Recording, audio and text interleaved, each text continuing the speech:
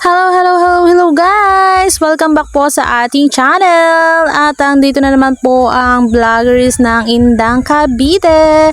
This is me, Triple M TV. And yes, flex ko lang naman po itong kamatis na ito dahil napakadami niyang bunga. So for today's video, ipiplex ko nga lang pala ang aming naganap na outing with my father's side. Ayan yung aking mga pinsan, ang anak ng aking tita, and aking mga junaki. Syempre hindi yan pwede mawala.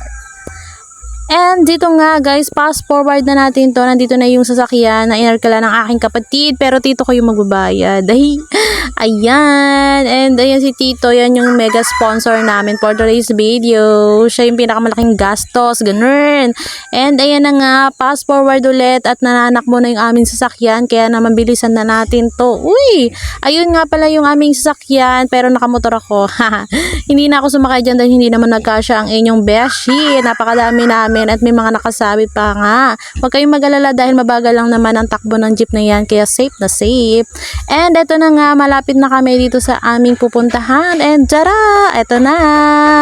Ayan, di ba napakadami namin? Obvious ba? Hindi pa po kumpleto yan. Napakarami pang wala. As in, hindi kami makumpleto-kumpleto tuwing may mga ganitong ganap. So flex ko nga rin pala dahil ito nga po pala ay Nature Spring. Ibig sabihin ay ilog.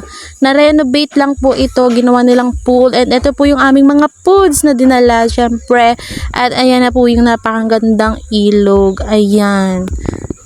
Nature na nature. So papakita ko lang po sa inyo ng mabilisan itong aking kinuhang video sa pagkain namin. Syempre hindi mawawala ang mangga, ang pakuan, ang pritong talong na dapat ay almusal namin pero naging lunch na, ang singkamas syempre, and ang bilo-bilo, ang pansit kanto na niluto rin namin, Shanghai na dala ng aking mga pinsan, and yung puto. So eto na nga guys, nag-swimming na sila dito, and ayan lang naman ang aming kaganapan buong maghapon.